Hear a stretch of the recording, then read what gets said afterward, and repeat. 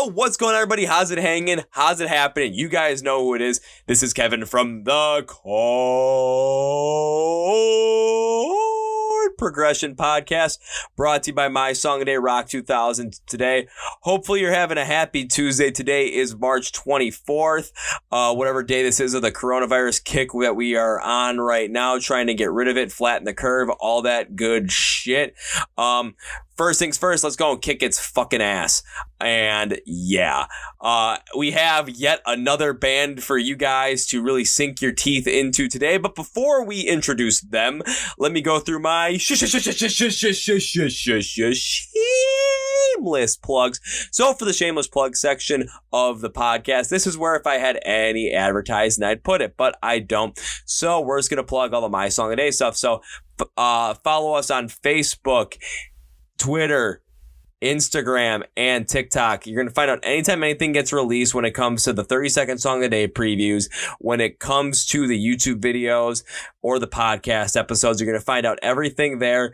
On Instagram, you can also watch our IGTV videos, which is behind the scenes. Look at what we're doing here at My Song a Day Rock 2000 Day every single Tuesday night, unless otherwise noted. And our live streams are a 1 hour long stream where you can come join us, talk about music, and talk about whatever the heck else is on your mind. Also get away from the whole entire coronavirus crap for an hour, just because, well, we like to be your escape for something like that. So that's every Wednesday night at 9 p.m. Central, unless otherwise noted. Also, we might be ramping up doing a couple more of those per week, especially during this mass hysteria. So we'll see what happens there. Subscribe to our YouTube channel as well. Oh, yeah, I forgot about TikTok. So follow us on TikTok. Subscribe to our YouTube channel as well, because that's where you can watch all our album reviews, band reviews, questions, answer, anything like that. And you can also watch the podcast videos live there. So, well, after we release them, so you can watch them there. So subscribe to our YouTube channel. Listen to the podcast here on Spotify, Apple Podcasts, and Google Play as well. And you can also enable our Amazon Alexa skill, because that's you can hear the whole entire Song of the Day selection. And the Song of the Day selection is the probably most important part and the backbone of My Song of the Day Rock 2000 Day, because this is what builds a community. This is especially what we're doing right now, because it helps you guys, especially in a time where you might be sitting at home not doing much because of the coronavirus. It allows you to rediscover all those old bands from the early 2000s, mid 2000s, like 2010s that you used to love, and like, oh, whatever happened to them? And all of a sudden you fall in love with them and you get to listen to them even more so. Fall in love with new bands that you guys haven't heard about. And then also when it comes to our Small Band Saturday feature, find music from these smaller bands that are emerging and get in the know with them before they even pop off. So links for everything in the description of the podcast and for the video in the description below. But now let's go on to our featured presentation. I feel like I need like a movie soundtrack for that right now. But you know what? I don't feel like put one in there. So we have this band called Bonesteel. They're out of California, out of Hollywood, California. And they have a very interesting sound to them. They've got a hard rock, metal, alternative metal. They got a huge mix in their songs and their styles. And I found them, I believe I might have been scouring Instagram for stuff, probably about Ice Nine Kills, because that's usually what I do. And I came across their song Upside Down, featuring McKenna Haner. And I'm like, okay, let's give it a little listen. I listened to it. I'm like, let's see if I can get these guys in the podcast. We set it up and we are set and ready to go. It took us a little bit of a while to really get this one going just due to scheduling conflicts, but we have them here for you guys right now. So get ready, because we go through a lot. If you are a member of like a band that's trying to, get going and really increase your prominence in, the music space, online, it live, whatever it might be, make sure you listen to this one, because these guys are really playing the game the way it needs to be played in order for you to really grow your band in the 2020s. So sit back, relax, enjoy for a nice, long, and fun conversation with Jake and Alex from Bonesteel. Because are you ready? Let's go! Yeah! All right, ladies and gentlemen, listening to the Chord Progression Podcast, we have another very special guest, or guests here, as I should say. We have two members of the band Bonesteel here. So, guys, welcome to the podcast. What up? How's it going? It's going all right, guys, as well as all right as can be right now. So we'll start out with the fact that, because I'm not sure how much of our audience knows who you guys are, introduce yourselves, tell us who you are, what you do in the band, and then we'll just jump right into it from there. Cool. My name's Jake. I do vocals in the band, and then I'm Alex. I'm the guitarist and the songwriter. yeah, we got two other guys who aren't with us today, but we got our bass player Heck, and then our drummer Brian. Alrighty, so and you guys are out of Hollywood, California, correct? Yes, sir. Right in the middle of it. Right in the middle. Alrighty, so let's go. Let's jump all the way back to the beginning to start out with Bonesteel. So what was it like for you guys when you started, getting into music? What kind of music were you listening to? What kind of bands you're really getting yourselves into? And what was like the moment when you decided, you know what, music is something that I want to do in life and I want to be in a band. So let's go for it. So we met in 2015. That was kind of the beginning of everything. I was trying to put together a project, and I was trying to find people. And we went to the same school, Musicians Institute. We didn't know each other there, but I found him on Facebook, reached out to him. He didn't reply to my message for weeks, and then finally, I think I bugged him enough that he got back to me, and then we formed the initial. Wait a minute. I think you answered the wrong question. I think he's asking about like when you were kids before the band. Oh, before the band. Yeah. We can get into that much late. We can get into that a little bit later when it comes to actually forming the band. I'm talking about like growing up. What kind of music you guys liked, and like what was the moment you decided, holy shit, I want to be in a band? So for me, I think, I've been like a wrestling fan my whole life. So my first exposure to heavy music and all that stuff probably came through that, watching WWF when I was like 5-6 years old. And then in the early 2000s, the Osbournes kind of came around, and I began this big obsession with Ozzy Osbourne, and he was kind of the gatekeeper that opened this door into Disturbed and all of those Ozfest bands. And then in 2009, 2010 and stuff, I started really kind of, after dicking around on the drum set and everything for a few years, me and my friends started forming like little bands here and there, just for fun. It was just something to do. I come from a really small town, so there was like nothing else to do. And then, I think around like 2010 was the point where I realized, like, you know what, I'm about to finish high school. Like, music is the only thing that gives me any sort of joy, and I figured, like, you know what, like this is what I want to do. So I just packed everything up, moved down to Hollywood, and then that's kind of where all of this really began for me.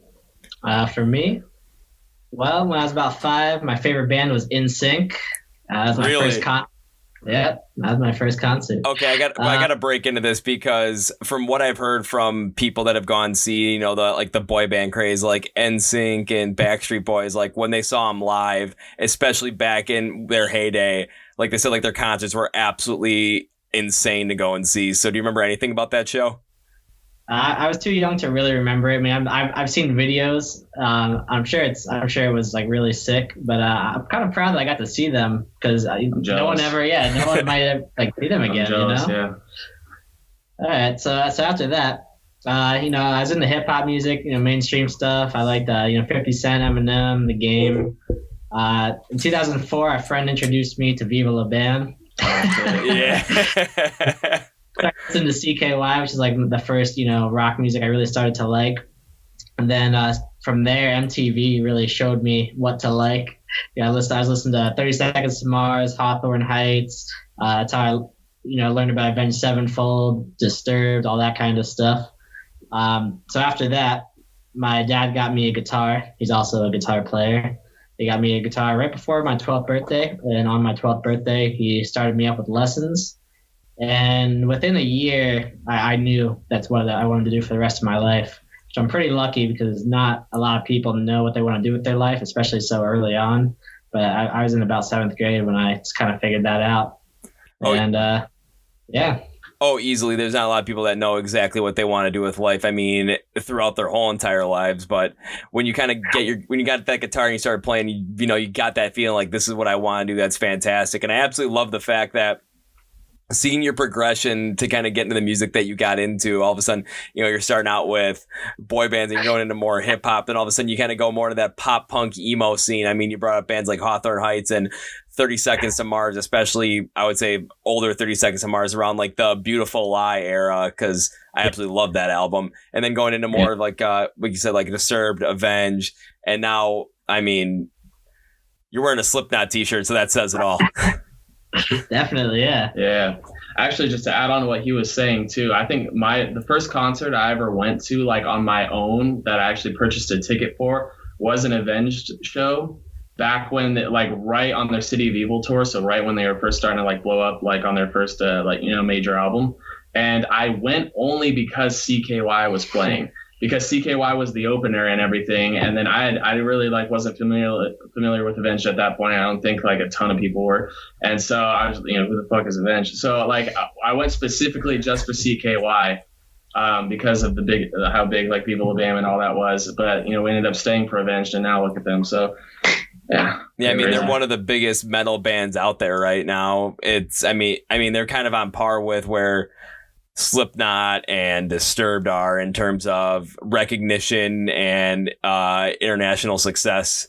So it really is amazing to see, especially because if you saw that around like, what'd you say, like 2005-ish, right after City of Evil dropped, because they really started to pick up prominence once City of Evil dropped, and they had Beast and the Harlot featured on Guitar Hero too, because I mean there was a lot of bands that had their music featured on those games that just completely blew up because they got noticed on those games. There's probably so many people our age too who are in bands now because of Guitar Hero. Like I was really good at it. Sure you were. But like think about how big that that game was to people our age, and and Tony Hawk. Yeah, Tony Hawk. Like there was a lot of good avenues for people our age to kind of get into that into the more heavy rock. How to just find new music in general. Yeah.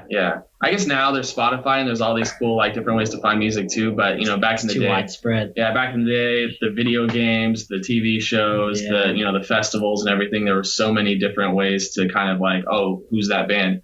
And then if you heard a random song that was sick, like, and you didn't know who it was, then you'd be fucked. And then like maybe this happens to me all the time. I'll hear a song that I haven't heard in years or whatever, and never knew who the band was. I'm like, oh, Spotify, thank you. Now I finally know who they are. Yeah, I've done the exact same thing too, and I do have to agree where in today's day and age, I mean, with hip hop and rap and pop music and like some more like modern country are really becoming the more popular music of the day.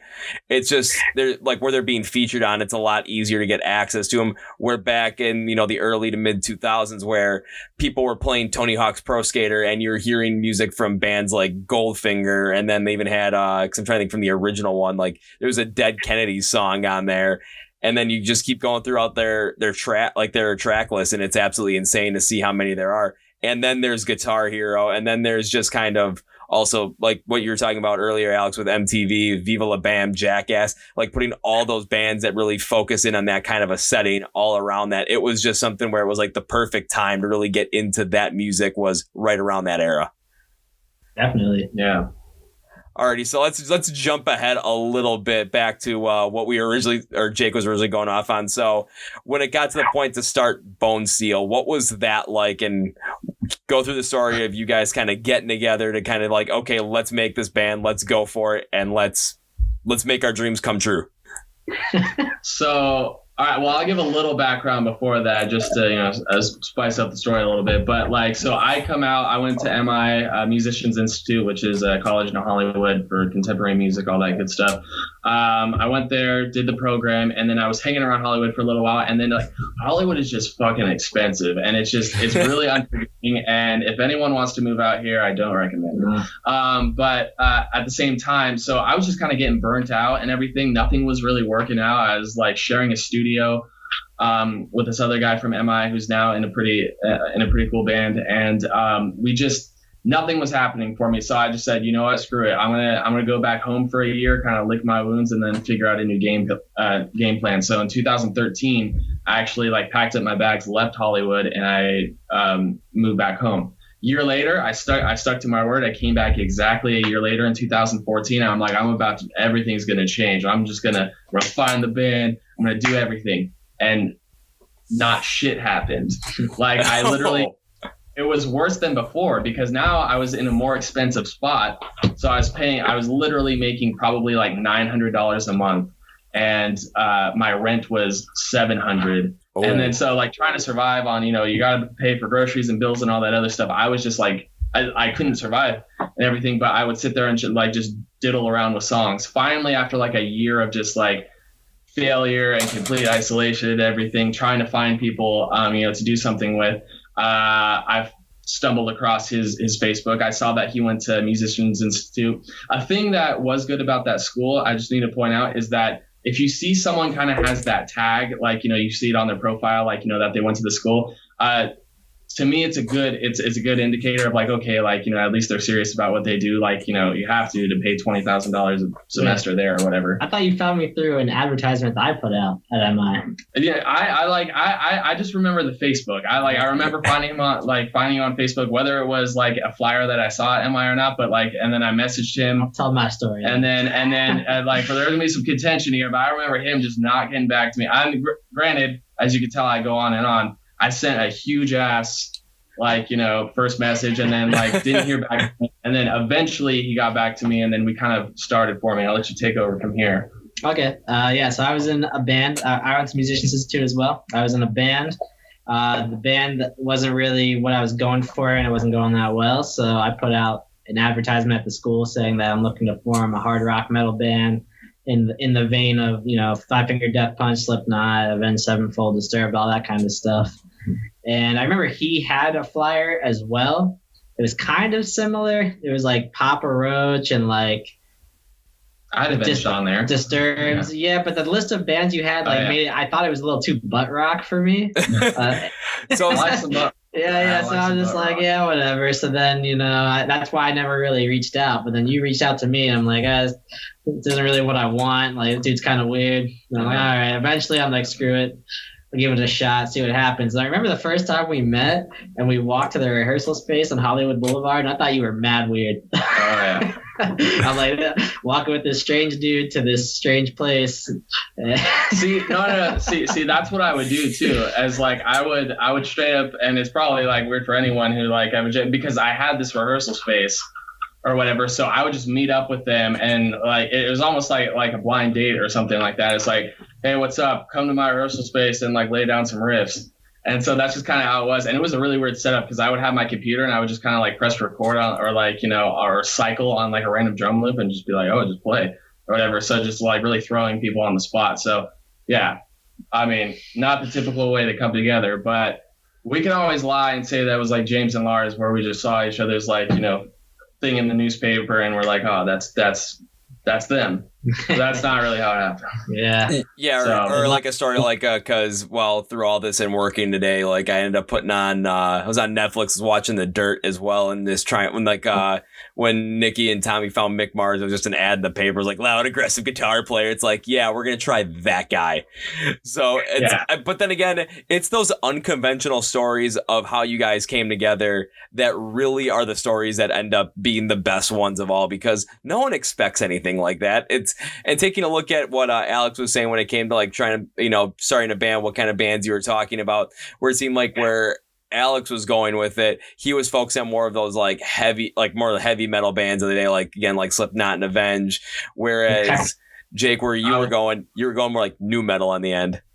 Yeah, and you'll still see that. We still see like remnants and like that. Those personality traits still kind of exist today, like in our writing and everything too. Like, obviously, we're a bit more well-versed and we accept each other's ideas, but there are times where, we are on opposite sides of the spectrum. Like, he wants his heavy shit. Sometimes I want to go a little bit more like, I wouldn't say pop, but kind of like in the other direction. But we find a good medium. Kind of like have like a heavy metal style at one point, then all of a sudden it's like go more like alt metal on this side, a little more hard rock on this side, a little more new metal. So it's somewhere you're pretty much like around the same kind of a base, but you're able to expand into different areas a little bit easier than say other bands would be able to do. Yeah. Certainly, yeah. What we end up doing now, honestly, is kind of like, we have stuff that we know that we both like that intersects and stuff that one of us likes. So what we'll kind of do is like, we'll disregard, like if someone comes up with an idea that like only they like, it's like, okay, that's cool, but no. But like, so we really, usually a lot of the ideas that we go forward with is something that we can both find something in it that we like. So, and it's kind of worked out that way. But yeah, to get back to it, so him and I joined up together, and then we got ourselves a drummer, our original drummer, and then we kind of started out as a really as a 3-piece, and went into the. Well, we had a bass player who was in there for one show. Guitar, but we made him play bass for a minute. It's like our whole like origin. I've tried to forget, but so this is. We actually don't talk about it much and everything. So these answers are just kind of coming off the cuff, but it's all coming back to me. Hey, that's the way I want it, man. Let's keep it going.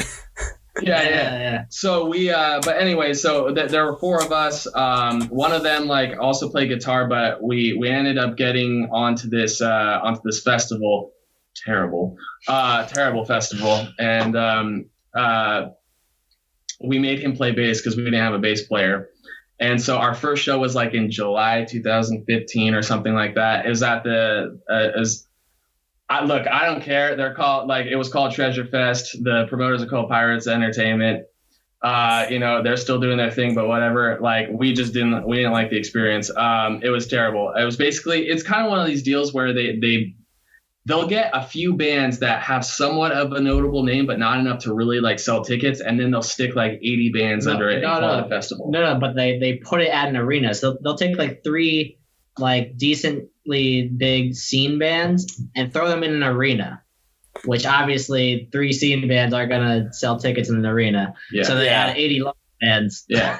So it was Upon a Burning Body. Was that it? I think was that the first? We did 2 years. Yeah, I think it was Dance Gavin Dance. I know was on one of them. Skylit Drive, Dance Gavin Dance, and Upon a Burning Body or something like that. Yeah, there's a couple of them. We were basically just saying that those festivals typically are it's just the bands there really so the people that are watching your set are mostly just people from other bands. So yeah, it is what it is. But we what I remember about that set specifically is we had a crowd of about maybe 8 to 10 people in front of us during the set. And throughout the set, more and more of them would leave to the point where I think at the end, I'm pretty sure there was only one, our bass player's friend, and there was one random girl there. That was it though. So we kind of knew that we were onto something. So did not go on.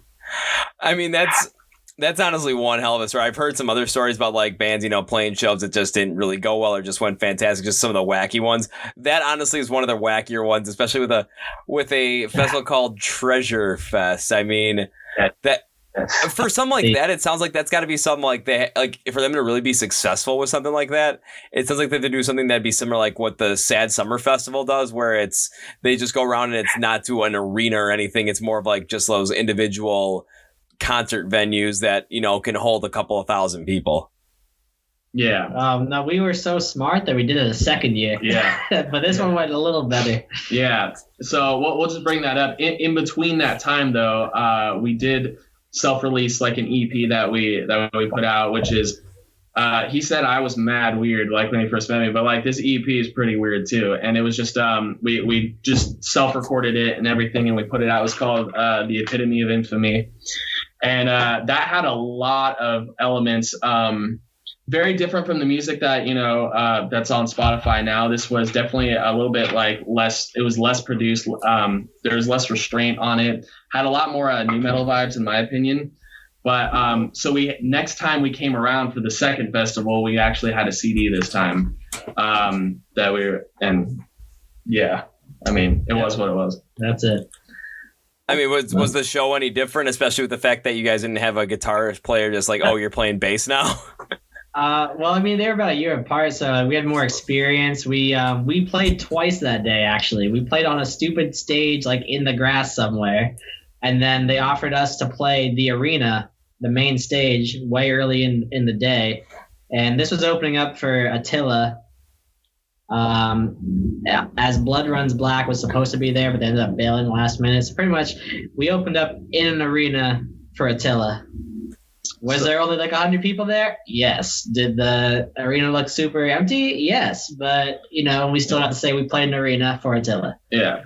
Which was cool. And like, I'm sure looking back at the tape, because we have it somewhere, like it sucked. Okay. But like, that was a cool experience. Do you want to tell them about like your ballsy move with the CD afterwards? Oh, tell me about this. I got to hear this. Yeah. All right. So so Sharp Tone Records is a subsidiary label of Nuclear Blast that was American based, and it's geared more towards like Warped Tour bands, scene bands, that kind of thing. So they had just formed when this show was going on. They had just been announced. Sharp Tone Records was a thing. There's big bands that were bigger bands like signing to them, like Miss May I moved over to them. Attila was on them. I think Upon a Burning Body was. Anyway, so they're like a bigger label. So I knew, since we were opening up for Attila, that the label guys would be there. So I figured out who they were and what they looked like before the show. And while Attila's playing, I found them and gave them our CD. And as you would expect, they never called us. Was this the same guy that like you're like you've been served, or was that? Oh no, that was a different thing. That was a different thing. No, that was a different thing. Yeah. But he spotted them like from backstage. I think at first was is like when we saw them, and then like found them in the crowd, and like literally was just like trying to like hawk CDs at them and stuff. There's a lot of good stories about him like finding record execs or something like that. There's the Atlantic Records guy. Yeah. There's so okay. We'll get more into that later as we continue the timeline. But yeah, so the first few years were that poor decision making, but I think you go through that like as a new band, like you're kind of learning from your mistakes every single time, getting a little bit smarter. Oh, very much so. And I mean, I can't wait to hear some of those other stories from you, Alex, and just about all these record execs that you've kind of hunted down. But one thing I do have to give you a lot of credit for is the fact that you really took the time to figure out who they are and what they look like, and like really zeroed in on that, because when it comes to trying to get your music out to the masses, it's all about putting in the work and really trying to figure out, okay, where can we go to really get our music to be heard?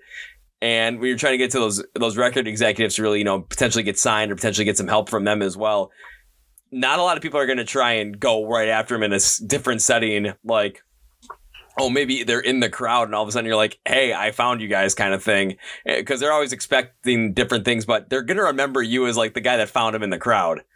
So it's you're doing your best to kind of hustle your way through it. But I got to say, that does sound like, especially for early years, I mean, that is one hell of an interesting story just to kind of go off with it. But then again, I'll put it this way. No band has gone through to prominence without having some sort of an interesting background story. Right. Yeah, we have more. And hopefully over time we'll kind of like we'll polish it up and like we'll reveal them. Yeah.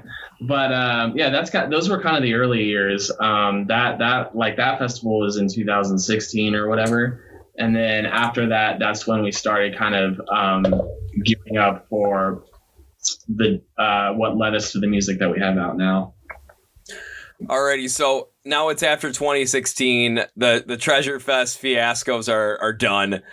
Kind of going to 2017, 2018, when it came to trying to really hone in on that sound that you guys were going for.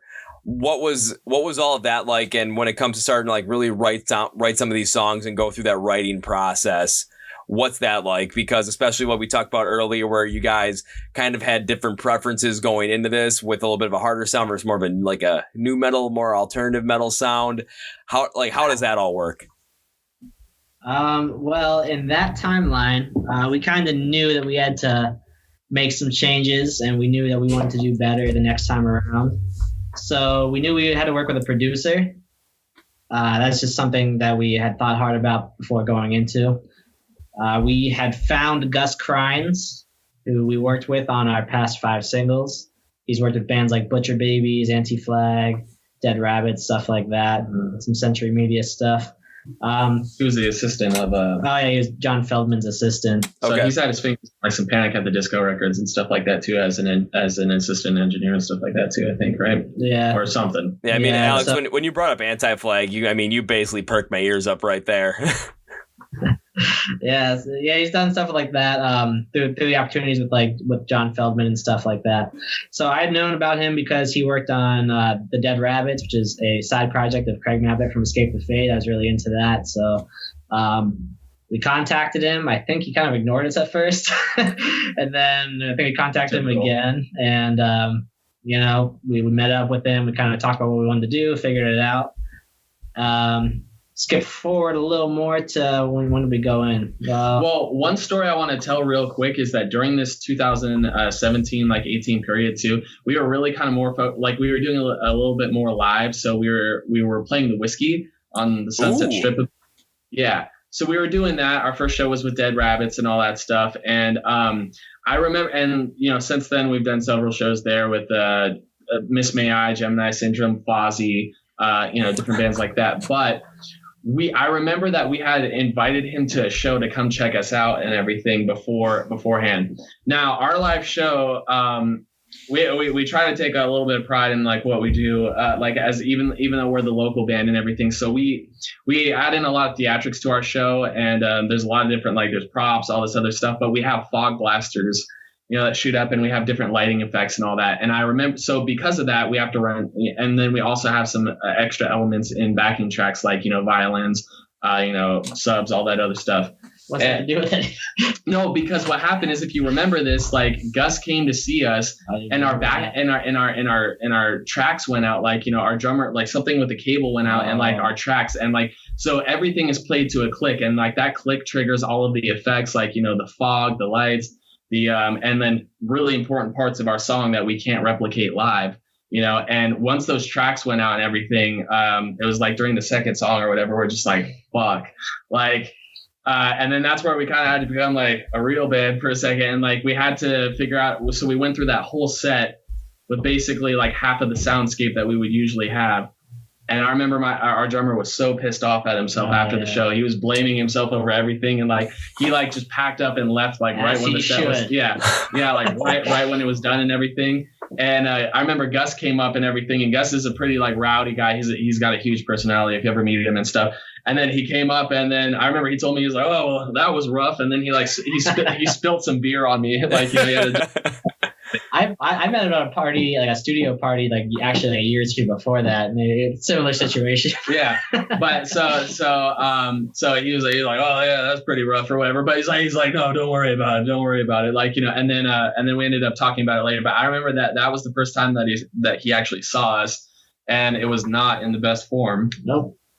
So continue on. So yeah, then we work out that we want to make an EP with him. We kind of meet with them once or twice before to explain what we want to do, how we want to do it. And at that point, I'd been writing a lot of songs that were way different than the first EP. I was just writing a lot. I still have those sessions, and I've been revisiting them lately. We were having a big difference in taste and sound at that time, so it was really rough for us. Mm-hmm.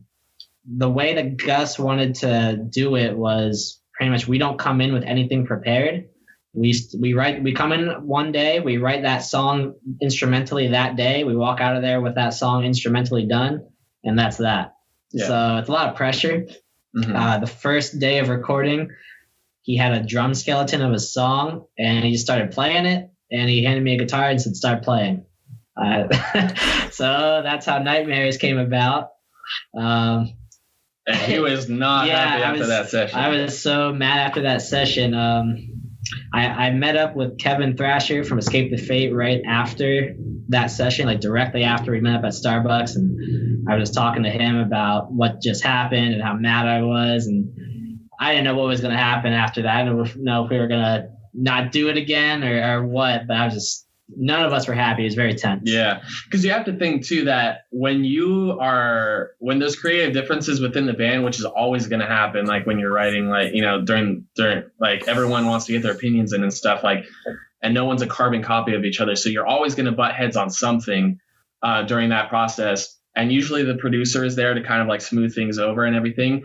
But I think that everybody in the band, including the producer, just had their own vision of what to do. So, and the producer is the one running in the driver's seat and everything. So it just, yeah, it was definitely not a smooth first session. And as history shows, what did we do? We went in for 4 more. So, well, the next time around wasn't so bad because that's when we started making Upside Down. The only thing out of all those songs I was prepared before we came in was the intro riff to Upside Down. Yeah. I had written that before, so I'd come in with just that riff, and then we formed the whole song around it.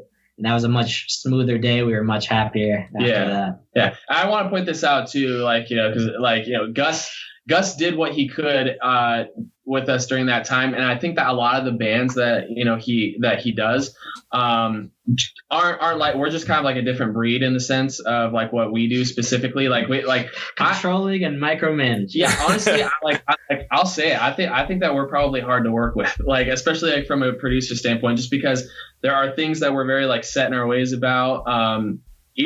Especially individually and everything. And we will go over things like over and over again, especially me, like I'll record something and then not like it and then be like, hey, can I come back and fix that? And just like super, like I'll be super annoying like that. So I guarantee that we were a hard band for him to work for, because by the end of this, like he had been working on this project for probably on and off for about 1.5 years before everything was actually done. When it was only for 5 songs. Yeah. When really this was only supposed to be like 2 months for him. We were supposed to be in and out, like if that 2 months, and we just dragged it on. So, with Upside Down, I remember afterwards that he was so pissed off about it and everything that I was thinking Nightmares. Nightmares, that I was just like, I actually, because I think it was my idea that I brought, like he had presented. Skeleton. Yeah, well, that, but also he had presented a bunch of ideas to me, like of his own material and everything. And then that's when I brought up to him and stuff. I was like, okay, well, if we do this next session, like, yeah, let's use something of yours. And then I think like I was the one that like, out of all your stuff, I was like the riff from Upside Down. I think that's something we should go for. And then we kind of went in, and that session did go a lot smoother. Well, I mean, taking a look at those songs as well, too, like you're talking about Nightmares, you're talking about Upside Down. I mean, I'm just taking a look at Spotify right now. I have it pulled up. As I'm looking at right now for Nightmares, you got 165,559 streams off of that song specifically.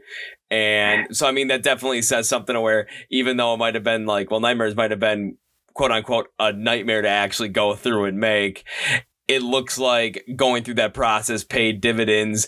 And then you have a completely different scenario with Upside Down, where it seems like coming out with that one was much smoother. And off of that one, you have 183,968 streams as of, well, when I'm looking at it right now. Yeah. And those are pretty up to date. And I'll say this too. I think that you can hear the difference in the songs. Like if you, or at least I can, I remember when I recorded the vocals for Nightmares 2, I had just gotten really sick, but I had the session with Gus and everything, and so I knew I had to go in and do it. And so I went in and I tracked the vocals sick, and I know he had to touch them up a lot, but I could still hear that in the track and everything. And then Upside Down you re-recorded those. Yeah, but Upside Down definitely, well, it did get re-recorded, but Upside Down, you could definitely tell that the songwriting is a bit more adventurous than Nightmares. And so I feel like you can hear a little bit more of us in Upside Down, but Nightmares is still a great track. But those are tough times. Yeah. I mean, I do have to agree with you too on that one, just because I was listening to this stuff maybe for the last hour before we even jumped into this, just to make sure I could actually, wasn't messing myself up. Okay, actually can. And I do agree with you where when it comes to Nightmares, it does sound and Upside Down, I mean, they do sound different in themselves, but it does seem like with Upside Down, it seems like there's a little bit more of a smoothness to it and that just probably might have come from even, like you said, through just making the track overall and recording it. Yeah. And then after that, I mean, because we'll circle back around to where we got McKenna involved for that track. But then after that, we should talk. I think the third session was Within These Walls, which I guess we have to bring up because that's our most popular song. But yeah, right now on Spotify, I'm looking at the stats. It's 319,826 streams. Yeah. So that one's still pushing. I got a check today from BMI for $12. Keep in mind. I didn't get anything, so I need to figure out my BMI situation. And for everyone that doesn't know, that's a company that collects money on your behalf as a songwriter. So for all those streams, I got $12. Yeah. I'm not gonna lie, guys. I've sent BMI a check. I don't know how many times. I think it's like twice a year. Yep. Yep. So thank you. I think your last statement was $2, right? No, it was like 6. Oh, okay. So I mean, hey, you doubled growing. your money. Let's keep that exponential growth going. Yeah. But yeah, so for within these walls, when we went in to do that session, I remember that was another one where we just started from nothing, and it was going like okay, and we had this like very interesting kind of disturbed sounding riff and all that stuff. And then afterwards, Alex had laid down what the main kind of bouncy riff of the song, and we kept trying to just like fit that in as one little part and then continue on. I think it was a post-chorus at first. Yeah, and then we were just kind of overthinking the process, and I remember saying like, all right, why not just delete everything except that riff and then go off of that? That honestly, to me, if looking back, I think that Within These Walls was kind of like the smoothest session when it came to just like, I felt like that was the one time that everyone would kind of felt everything fell into place. We ended up on the same page, and we ended up with a really kind of wild song that, for me, that's my favorite. Everyone says like, all songs are like children. They're all important, but no, like Within These Walls is my favorite thing that we've done. And just because I think it's the thing that represents us the best, it's because it's unpredictable. It's all over the place. You have the heavy riffs, you have the memorable chorus, you have the 180 in the bridge where it kind of goes into a ballad. Very wild song. Is there anything you remember about that? Well, I mean, just in general, as we got more comfortable, it got more smoother. Because the first day of Nightmares, I don't know this guy. He's trying to write music for my band. He's putting me in an uncomfortable situation, so it was just tense. And then everything just kind of got more comfortable and smooth, and figuring out how to work with each other and then doing it, Yeah. But yeah, Within These Walls, I remember that we had that riff, and we changed it, and it is what it is now. I remember the bridge was my idea. I told Gus to we should do a 180 and just throw him off guard, and that's what happened. Well, it seems like recently too, there are a good amount of bands that are trying to do that, are really getting successful with all of a sudden they're creating songs, and all of a sudden like the bridge and the breakdown, they do a complete 180 on what they're doing in the song leading up to it and just completely change it up. And I will bring up my favorite song from the preview that came out in 2019, which was Popular Monster by Falling in Reverse, where you kind of got that rap in the verse, all of a sudden you get more of like that like more melodic hard rock sound in the chorus, and all of a sudden you just get this full-on metalcore bridge and breakdown. I'm like, what the hell? This is great. And to hear that and hear that kind of change within these walls as well. I mean, when you're able to transition like that and do it that well, like I know Falling Reverse did it, like you guys did it, you really have something incredible on your hands. And that also speaks to the fact that you guys are getting more, more comfortable with your writing style, getting more comfortable collaborating with each other, and it just really shows the flow that you guys have together. Yeah. Ronnie Radke, I just have to say, is like the king of that too. One of the songs that I always talk to him about when we bring this up about being unpredictable, I always bring up that song like Champions or whatever, because once again, same thing as Popular Monster, just like has all these different elements that just kind of throw you off guard, but in a really good way. I've been listening to Falling in Reverse since the beginning. So I mean, I always liked, Ronnie's a great songwriter. And I always, I look at every band and how they transition into parts, because, I think as a writer, the biggest struggles are interesting transitions that just flow good. Yeah. But after that we did Caught Up, and then so that all went pretty good. Caught Up is definitely like his kind of baby. That's a good example too of like something that Alex like really kind of took the reins on and stuff, and like was passionate about. Like that song is very me and Gus. Yeah, that song like that's a guitar nerd song. Okay, it's very like but no, it's super musical. It's probably the most musical song that we have as far as like intricate parts. It's better as an instrumental, but yeah. You talk. Yeah. So most of the songs are no. And then everything went smoothly up until the last song, which was Diamonds, which was kind of like Gus and I fiddling around, and I had a vision in my head, like with the chorus, and then everything that kind of got built around it. That's a very contentious song for us still, just because I know he's not a big fan of it. I like it. It's not the original thing that I had in mind. It's not originally how I wanted to come out, but that's just kind of how it came out.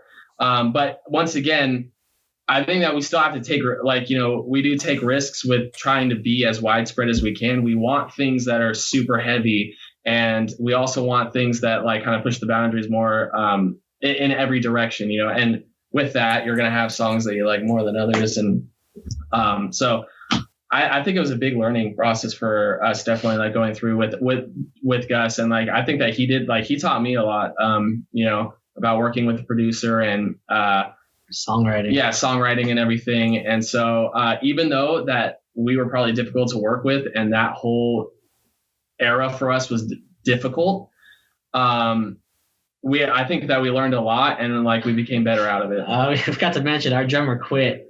Our drummer quit right after recording the last song, so that's how strenuous of a process that was. I was gonna say, how do you forget to mention that?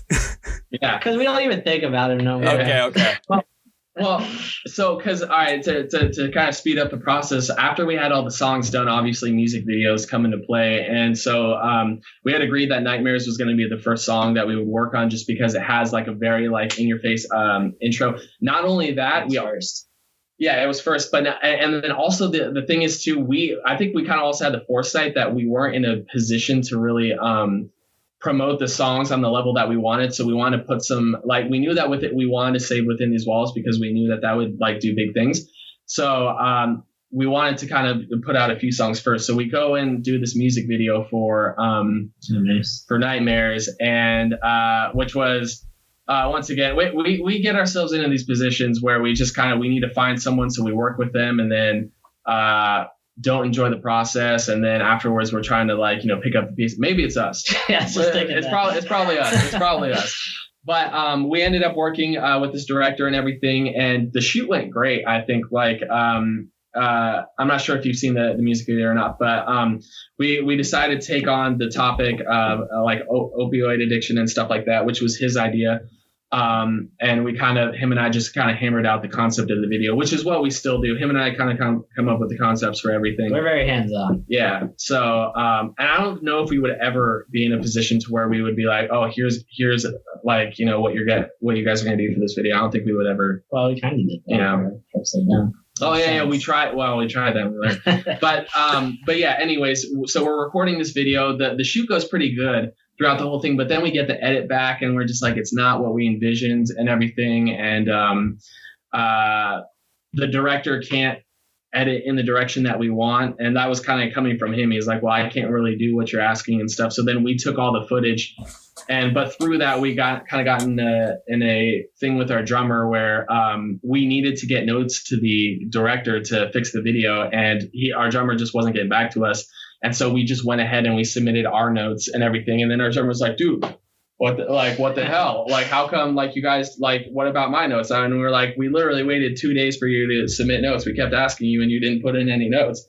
And that just it wasn't just that, but I think it was just really draining on him. As it was all of us and everything. I think he was also getting homesick. Since then, he's moved back to his home country and everything. Actually, like probably just a few months after that. So I think that, it was time. In a three-piece, it was an interesting dynamic because in a three-piece band, it was kind of like the two of us, you know, kind of really clicked. And, you know, he was still a part of it. And like, you know, I still think like he's a great person and all that stuff. But I think he just kind of felt like an outsider because you have these two people how does Kirk Hammett feel? Like, how's Kirk Hammett feel in Metallica? I don't know, because I feel like Lars and James just have that certain chemistry, and the rest of the band, even though they're part of it, they just don't have that same connection. And because of that, they might feel somewhat outside of it, and I think that's how he felt. Yeah, when you're not making millions of dollars, it's a big problem. Yeah, but and then also like when you're homesick too, because I do get that feeling as well. And I've gone through times with different projects while working with people where all of a sudden it's just, but people are real passionate about it and people have a real chemistry about it. It seems like that, like just the flow and the workflow that they really go with just works out incredibly well, and everyone else kind of just feels like they're on the wayside just because it's going so well on that end. It's like kind of let them ride it out. And then if you're able to just work with it, go for it. If you're not, then maybe you have to try and find something else. And it looks like, again, I mean, this happened. He left. So it looks like he kind of found what he was looking for, and since then you guys have found what you're looking for. And the best part about it is, from what you were saying, that there's no really love lost between you guys and your former drummer as well, that it seems like, you know, now he's happy, you guys are doing well, so it just makes sense. Yeah. And I'll say for me too, I remember that we had played for a few months before he left the band in July 2018, which was the same month we recorded the Nightmares video. But a few months before that, we had opened for Fozzy. And I think Fozzy was the show where his girlfriend had like broken up with him right before the show. And so it was kind of like, you know, it was just, and that was a great night for us personally, because that's the night that, side note, like we met this lady named Allison, who's a huge proponent of like, you know, our success on Spotify. And we can't talk about the band without talking about her at some point. But I remember that night, like, yeah, his girlfriend broke up with him right before the show, so he was just not in a good mood. And like, it just, stuff was just happening for him. He also had another band that he was more passionate about and everything, that people were more like-minded. And so when he left, I think I definitely had some resentment because I had a lot of personal stuff going on. And but since then, everything's kind of smoothed over. I think he's happy. We're kind of happy with where we're at and everything. So, and you know, we're on to the next chapter. That's good to hear. And one thing that I was kind of interested when you were talking about how you met, what was her name again? I want to make sure I get that correct. Was it Allison? Oh, it's Allison Hagendorf. She's the head of rock at Spotify. Okay, I just didn't want to make sure. I just want to make sure I didn't get her name wrong. But because when you're talking about, you know, you met someone very like hugely influential for you guys at the Fozzy show, I was expecting you to say Chris Jericho. We did. See, like as a lifelong wrestling fan, I was not gonna leave that show without me and Chris Jericho, and so. That's probably one of my favorite shows that we did. And I remember because Chris has his own podcast, you know, which is wildly successful. And he's kind of like, he's got so many things going. I remember when we showed up for like, you know, to load in and all that stuff. He did his sound check, then got into like an SUV and left to go somewhere and then came back right around the showtime.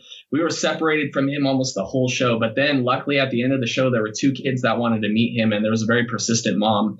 So I think the kids came and hung out in our dressing room area and everything, and then Chris Jericho comes out and it's just like, hey, I heard that there were two kids and everything, and then so the kids come and take the pictures, and then I was like, Chris, there's two other kids right here, can we please and so yeah, we met him, and you know, that was awesome. But also that day we met Allison because she was there, she's friends with Chris, and she came out to see the show, and we took that opportunity to we gave her our CD.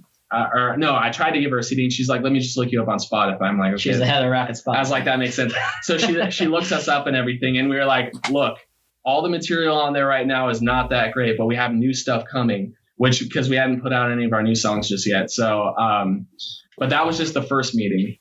But that down the line would become really important. I mean, that's absolutely insane that, you know, you got your music into the ears of the head of rock at Spotify. And again, it was kind of like similar to earlier what Alex was doing with getting all your music out to all these different, you know, people in the music industry and the recording industry as well, just trying to figure out who they were.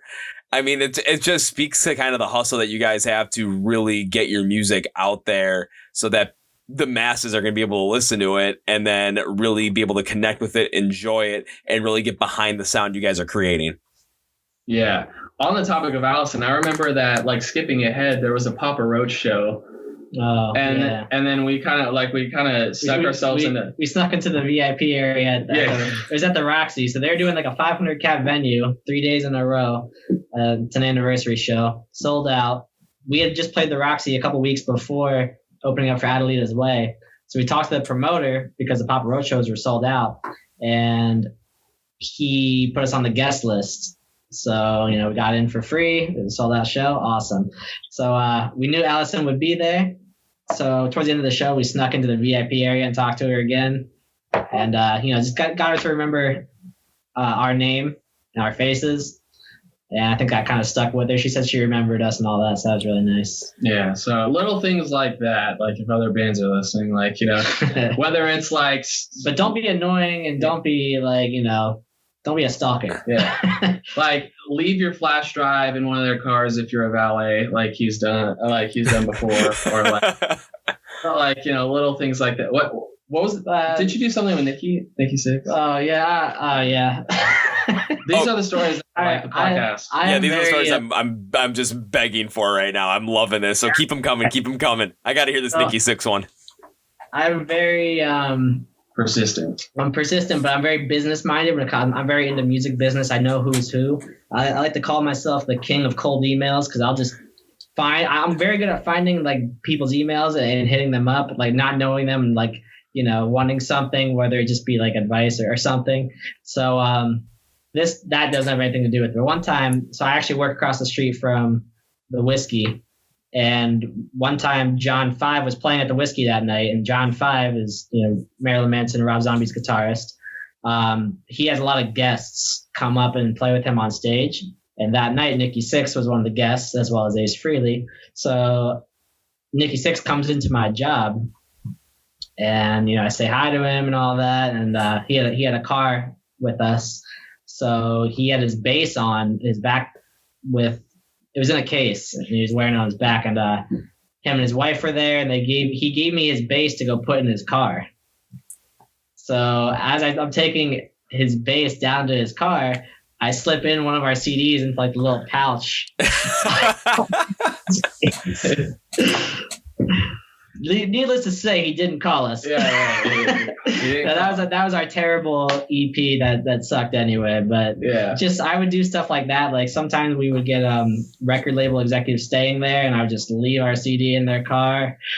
Well, I don't want to name names of labels. Yeah, you don't have to. And then we didn't really touch on this, but we had the songs that we recorded with Gus, the 5 songs that are out right now. We wanted to put it out as an EP, but we didn't have the money, so we were shopping to labels for a bit. And there was one record label executive that came into my job, and he actually he kind of put us in touch. They're a major label. He put us in touch with their metal and rock subsidiary label, which I was really grateful for. And we had talked to them a little bit, but nothing ever worked out, of course. Mm-hmm. So, but then putting songs, we had two. Yeah, we had two interest from 2 labels, which obviously like nothing has happened since then. But it was cool to finally see reactions, like from our music from people who actually are decision makers. Yeah, and they were interested. Yeah, I mean that's huge as well. And again, I got to go back to just being the persistence of it. And I love what you said, kind of like you gotta put it out there, and you gotta be upfront about it, and just kind of go at it for bands that are trying to also, make it to be those arena headlining bands come the end of the decade. However, the one thing that you can't do is you can't be, annoying about it. You can't be a menace about it. You got to be persistent, but you've got to also be understanding of who you're giving your music to and what their time is like. So you got to play the game of doing it in the right way. Yeah, certainly. I have this saying that we are our own label. So, we run everything like that. Like we are the musicians, but we're also the label. Yeah. So, we kind of run things like that. So we know the business, who's in the business, what I can talk to them about, why I need to contact people at, Spotify, at Apple Music, at Deezer, at Tidal, all that kind of stuff. Yeah. The amount of detail that goes into some of this stuff is like ridiculous. Cause some people think that you form the band. Okay. You play you play in the garage, you write some songs, you record it, then you put it out and you just start playing live shows. And I have a lot of friends that do that, but in order to kind of do this right and to kind of set yourself apart, you literally, have to do so much more. And I would say nothing comes through this band that neither like him or I don't touch at some point, whether it's, he's very as you said, business centric, sending out the emails, getting in contact with important people. I handle a lot of the visual side. So a lot of like the graphics, the kind of front facing stuff. And then him and I throw our opinions on what each other's doing. But we are very DIY in that sense. And I think that that's something that a lot of bands now, you can just kind of outsource and pay for things, which is a good idea if you can find the talented people to do it. But if you can afford it. and afford it. Yeah, obviously. But, neither him or I have trust funds, unlike a lot of some of these other bands in the local area. And so we have to get creative. You have to get creative with how you do things, because if you don't have like resources to spend on things, then you have to like, oh, okay, like I don't have $500 to pay for someone to design a single artwork, so I have to learn Photoshop myself and figure out how to do this. Yeah. Like, so, oh, we can't afford this PR person, so we're going to have to send out our own press release. And it's just a mixture of that, of always like being very present in every aspect of your band, of what you're doing, not just the music, but you have to literally be a jack of all trades. Yep. Oh, I totally understand as well with what I do here. Because again, I'm like here, I've spoke about to other people, but I mean, you guys for the first time with this, but like everything I do here, everything for my song of the day, I do every aspect of it. So when it comes to like doing all the audio recording, all the, you know, treating the audio so that it sounds perfect for the podcast, the videos I do, shooting them, editing them, everything, that's all me. Because I wasn't gonna be able to hire somebody to do it for me. I don't have, you know, I don't have like $1 million just sitting around. So I got to learn all this stuff just like you guys do. So I totally understand when it comes to having to submerge yourself fully into not just like perfecting yourself in one aspect, but having to be the jack of all trades for everything. And it seems like through that, where, you know, when it comes to not only making the music, but basically running yourself like a label, you've learned so much and have so much more knowledge behind it that when you go forward into the next decade, or now this decade, I should say, you've got so much more of a base knowledge behind you guys that you can really use that to your advantage that other bands aren't going to have. Yeah, I always like to say knowledge is power, which is very true in every aspect. But, you know, especially in this business, you hear about people getting taken advantage of and contracts being unfair. The more that we know about it, the more no one can take that away from us. Yeah. No one can take advantage of us. You know, we can get the proper deals that we want and have the knowledge to get it and know what's right and what's wrong. On top of that, too, you have to think the more that we do this and we participate in activities outside of the music part, the music side of it, we're gaining these skills that will they'll continue to be valuable. And I mean, that's important to us. Just making sure that everything is done the way that, you know, we envision the band. And if you look at, there's so many successful bands. You look at U2 and Kiss and like these huge bands. And I think that the reason they are like that is because their band members and stuff like that, like Bono, I'm sure has a huge part of anything that U2 does and all that. Like the people that really care about every aspect of their band are the ones that are going to succeed. Yeah. Well, I mean, that's not only with bands as well, or with the music industry, that's in business in general, where you have people who are running these multi-million-dollar companies when they're focused in on everything in the business, and they're the ones that are, I mean, they're not making all the decisions, but they have a hand in maybe the people that are making the decisions, or just really focusing on the little things as well. Not focusing on, I'm only focusing on the big picture stuff, like focusing on even like the most minute detail. Those are usually the ones that are incredibly successful, whether we're in boom times or just like times where everything seems to be falling apart. Yeah, certainly. And like you said, you were watching The Dirt earlier, and like times are so different. Let's go back 30, almost 40 years. Like, but like what was Motley Crue doing like in Hollywood during a regular week and stuff? Probably like doing a bunch of cocaine, drinking, like, and then like just going through groupies and playing shows. What did him and I spend doing this week? He was like on SEO, researching SEO and search engine optimization and stuff like that, sending out emails, writing songs, editing things. Yeah, and I'm over here like creating a branding Bible and stuff of like, you know, what the brand stands for, what our visual identity is, analysis of other bands and everything. So times have changed, and while there's probably still some bands out there kind of doing the Motley Crue thing, and like, you know, we're so focused right now, and like especially right now because we have nothing else to do considering the current circumstances. But we're like especially laser focused on really getting our brand and everything as cohesive as possible.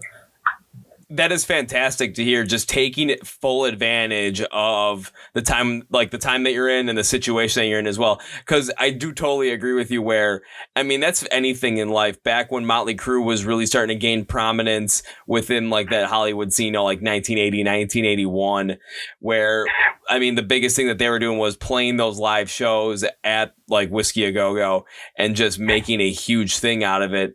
It really did work. Because that was what you had to do to make it work. It was getting people to come out and see your shows, see what you guys are doing, to listen to your music. Now, I mean, 40 years later, the world is completely different, where the internet and streaming are the dominant platforms in order to get your music out. So it's completely different. You just gotta work with it. But I mean. It seems like, especially when it comes down to like search engine optimization or creating that brand Bible, really focusing in on what you're doing on social media to gain the attention of people, especially now with this whole entire coronavirus thing where a lot of people are stuck inside, can't really go out, and bands can't perform live. It's a real opportunity to take a hold of that market inside of, like Spotify, on Twitter, on Instagram, wherever you guys might have your music or have your presence on anywhere on the internet, really. Yeah, it's a new music business, and we're just trying to master it. It's not like it was back then. Like back then they could play at the Whiskey and only attract people in LA, but I mean we can sit at home and attract people in India if we want to. Yeah, I'll say this too, and I know that like a lot of people might disagree. This is just my personal opinion. I feel like the music industry now, and I'm not saying that what they had to do back then wasn't hard, because you're going around, you're like pasting flyers everywhere. You're trying to really word of mouth, get people to your shows. And now you have access to the internet and all these different social platforms. We have a lot of benefits, but I feel like the music industry is one of those few industries where you can't get the old timer being like, well, back in my day, we had to do this. No. Well, it's like, listen, pal, back in your day, you had huge record label advances. You were making money off selling your music. You had all of these different forms and streams of streams of income. We, on the other hand, more saturation. Yeah, there's so much more saturation and less forms of of income, because back then, they could make money from their touring and their music and all that. We basically we make the music now to try to break even, and we're lucky if that happens. Like the music has to drive everything else, that we do. And that's not just us, but like a music industry as a whole. And so I think that we're in an interesting spot where we are in one of probably the most difficult times as the music industry is in this transition of becoming what it's going to be. Yeah, and I know, because a lot of bands are trying to push more, well, especially now given the times and circumstance, with nobody able to tour, they're trying to push a lot more things to try and get their income to come in somehow, where it's like, oh, we have all this merch that we weren't able to sell. Now you can get your hands on it if you want.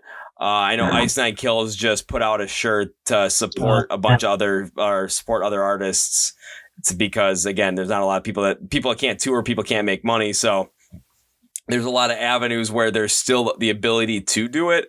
But I do agree with you, Jake, when you're talking about the saturation, because with the internet, you're able to find so many new artists. You're able to listen to so much new music, and it's coming at you all the time. So it's trying to figure out, how are we going to stand out here in order to break even on the music and then start to really, cash in on a profit, whether it's starting to get on tours, maybe with some of these really big bands and open for them, or sell merch at your shows, no matter what size of show you're doing. Yeah. And regardless of what anyone says, there is a game here. It is a game, and you have to know how to play it and everything. If you don't play it, you're not gonna get anywhere. And I think that that's kind of when the shift started for us. When we kind of realized that we got to start playing the game a little harder in order to be what we want to be. Yeah. Every band just kind of does music and plays some shows, but most of them don't invest in the business. Yeah. And that's as you said, when we started seeing changes is when we started focusing on these other areas that, bands in our area wouldn't. Man, I remember we used to think Spotify bad. Spotify's terrible. Spotify is the devil. They don't pay nothing. Yeah. But, then we started investing in it, paying attention to it, and, catering to it. And, now we have hundreds of thousands of streams, and we have money coming in from Spotify every month, much, much, much more than we've ever made through CDs. Yeah. And I have to say, part of me is bummed that I don't like as a musician doing it today. You know, I don't exist in a world where, you know, physical CDs are being sold, because like, you know, having that tangible product is so cool. And the fact that that's not the main source of how people listen to music today, that's something that, you know, I kind of really had to get used to. Like, okay, that's not the music industry that I'll ever be in, or that we'll ever be in. But we've definitely been able to, I think that we're starting to really get a grasp on what this is going to become. That also, what comes into play is us deciding to release all of these songs as singles and not as an EP, which is something I feel like a lot of bands still do. Like, let's put out all the songs, let's put out albums. And we've kind of taken a more hip hop approach to the, Yeah, I've seen a couple other bands really try and start doing that as well. Kind of go with the hip hop approach of starting to release singles as well. And again, I got to bring him up again. Ronnie Radke doing the exact same thing with his last 4 songs. Actually, 5 now. This week, he put out an article in Forbes about how he's been doing it for longer than anyone else, and then everyone wants to take credit for it. Which I'm like, there's a lot of things that people take credit for and don't give Ronnie Radke credit, but he's kind of the one that has done some of those things first, and he really does deserve it. For sure. Yeah. But I mean, we were gonna put out our 5 singles as an EP, but then our drummer quit, and we knew that in order to put out the EP the way we wanted to, it cost us about $10,000, and we didn't have that kind of money, especially after a band member quit. That's actually when we started shopping the labels, and we had some interested, but we couldn't work anything out, and then we had the idea to release everything as a single. And then we've taken those 5 songs and stretched them about a year. Well, yeah, about a year, because Nightmares was the first song to come out in October of 2018, and then Upside Down came out in November of 2019. Mm-hmm. So we made it stretch out like a whole year.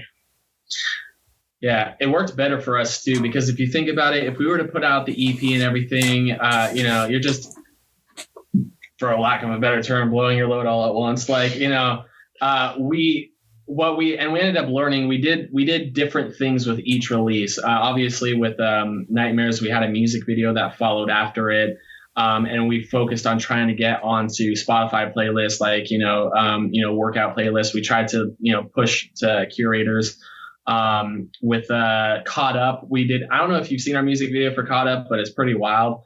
And that was definitely out of our, is something really unexpected. I would recommend watching it. I think it's a good video. It's nothing like the song. So we experimented that time. We got an actual PR firm to push that song. Next one, we did lyric videos. So every time we released a single, we tried something a little bit different to see what our results are. That's another thing, is I've been handling a lot of the ads recently in the band, for promoting, and it's constant like A and B, seeing what works, what doesn't work. You throw it out, and then you're constantly comparing things. So I think that era of releasing songs was really experimental and seeing like, okay, this is what works, this is what doesn't. Yeah, and that's very helpful too, and just kind of going with the business sense of it. One business like guru, I should call him now, because it's basically where he's at, that I always really follow religiously, is Gary Vaynerchuk, because he talks about all the social media stuff. And when it comes down to it, with trying things, it's the best way he describes it is like push-ups. You can read about push-ups, how to do them, but you're not going to get any results unless you actually do them. And it seems like, Jake, what you're talking about, doing all these ads and trying to promote it as well, trying all these different things, because then you're being able to see what works for your band and what works for the audience that you're going for, what doesn't work, where can you maximize your efficiency with your money here and there, and see what works again. And also on different platforms too, because like if you're pushing something out on Instagram versus trying to push something out on Spotify as well, and figuring out how to, where to go with it, you've got to do 2 completely different things, because even though the people might be the same, what they're expecting as an audience is completely and utterly different. Yeah, certainly. And even there too, yesterday I went through almost all of the, the insights of all of our different social platforms, and you see these differences. You see like, wow, Facebook, it's 43% women, whereas compared to like YouTube right now, like it's sitting at 10%. So then you're thinking like, okay, how do we, take advantage of our insights and get the best results and everything? Because we obviously don't want to cater to like, one specific person just because, but you have to answer these questions. Why is our music's the same on every platform, but why is our music reaching a more diverse audience on this platform versus this platform? So it's a constant, cycle of learning, and and also like us just figuring out who we are and how we appear to the audience and to the listeners. Yeah, that's something that you really have to take a look at too, because again, the audience is just gonna be completely different. And one thing that, you might be able to hit a lot of a different audience on too, especially looking at your music, is with your song Upside Down, just especially due to the fact that you have a female vocalist featured on there, which gives the song a whole nother dimension. Perfect segue. Yeah. Oh yeah. On to that. Do you want to talk about how that came to be? We were at Musicians Institute, and a nice young lady named McKenna Haner was attending said school, and I knew who she was before going there. I'm not going to say why, but if you Google her name, you will find out. I didn't. I was going to ask you about that. Yeah. It's not, we don't like to touch that too much just because, we don't like to take away from her identity by revealing that. Yeah. So to put it simply. So yeah, I knew who she was before going there. I saw her there, and that's cool. And then one day I was walking to the bathroom when I was in the class, and then my career mentor had pulled me into a room where he was talking to her, and he kind of introduced us real quick and all that. And after that, I saw some videos of her singing. I knew she was a great singer. So I had the idea, like, how cool would it be to have her on a song? She's a great singer. It'd just be something different to do. And it ended up being Upside Down. I remember I didn't really think Upside Down was the song that I thought we should have her on. We were still kind of in the writing stages when we determined that. And I thought we were going to write another more ballady kind of song to have her on, but Jake was pretty insistent that we use Upside Down because of the overall idea that he had for it. And she was down from the beginning, to do it. It's very easy. She didn't want payment. She just, she likes to do it. It was a great experience. We had her and her parents come to the studio with us and Gus when we laid it down. Really fun day. It was really great to have them all there. She was amazing. If you listen to the raw vocal tracks of hers, like they're so good. And there's not much more to say about it other than that. We formed a good friendship with her and her family through that, and we're really grateful to have her on the song. Yeah, to touch on what he was saying too is when we were writing Upside Down, I had like major writer's block because it was this like heavy, riff. It's in like a 3/4 time. Yeah. So it's waltzy and everything. And I remember like I was trying to write like this tough guy song to it. Like, I was trying to write like some like fuck the world song to it. And the more I kept listening to it and stuff, I'm like, no, it's just like not working. And then I came up with this idea of like, what if it was like a dark love ballad? And then so we came back and we kind of implemented like more strings and stuff like that. And that's where I kind of felt like the female vocal would work. Also, he had sent me like a melody idea that he had. And when I was listening to the melody and everything, like I just kind of felt like it would fit. So, but yeah, like McKenna has become like such a good, friend to us too. Like, I'm chat with her on Instagram all the time. She's really into astrology and stuff. So we have nicknames. She calls me Lady Gemini. Like, I'm a Gemini. I don't know if you can see, I have like a Gemini tattoo on my middle finger. I'll say we can see it now. Yeah. So we, we're always chatting about that. And she did the music video for us. Didn't want any payment. Wait, she was in our video for Nightmares as well. Yeah. And I even tried to pay them gas. Yeah. And they wouldn't take the money. Yeah. And to be honest, like I had not met McKenna before, Alex, I brought her up and everything. And I'll be honest about the situation. Like, I obviously knew about her family before her. But now being able to, call her a friend and everything, and like her and her family, there's all like super great people, which is awesome because like, I think both him and I look up to her family and stuff like that. And the fact that she and all of them just They're very supportive. Yeah, they're supportive of the band. They're always pushing our stuff, which is great. They're so friendly. I text her mom more than I talk to her. Really? Yeah. She's like, they're so nice. Yeah. So shout out to Susie. Yes. Susie's awesome. So we, but yeah, that was honestly an instance where we got a great song out of it, but we got like an even better, connection with the, we made great friends out of that. So Upside Down is really valuable for that specifically. And we always have a good time every time, like, we see them. So yeah, Upside Down. Oh, well, recently Upside Down was chosen to be the entrance theme for a wrestler on an all elite wrestling show. Wait, what? Yeah. Okay. So let me take this. So wrestling, big theme, right? Here. And I don't know if you watch wrestling or not. Some people do, some people don't. I haven't paid it. I was into it when like kind of basically like with the WWE Ruthless Aggression era, because that's when I came in. So basically when John Cena was pretty much running everything, and then Edge and Randy Orton were always having fun. Triple H burying people as always. Undertaker's streak still going. But then I kind of bowed out of it after like basically right when the PG era started, and haven't really gotten back into it since. Like I've dabbled in a little bit, like with YouTube videos, like, oh, let's just see what's going on here, going on there. Haven't paid attention to it, but I do know what happened with the whole entire All Elite Wrestling thing with Chris Jericho there, with Cody Rhodes there. So I am aware of kind of what happened. Cool. Yeah. So basically what ended up happening is I've always been trying to get our music associated with wrestling somehow. Wrestling was kind of like my first love, like growing up and everything. And so when I was a little kid, that's where I wanted to be. I was like, I'm going to be a wrestler, but then I grew up to look like a stick. So I just decided not to work. So, like if we were to put a list of the top things that like our individual goals, whether it's like, open up for Metallica, like, play Rock 'em Ring, whatever, I think honestly at the top of my list would be like, do something in wrestling, whether that's like WWE or whatever. But we got this great opportunity because, AEW started up, and I figured like, what, it's a new company. Maybe they need music.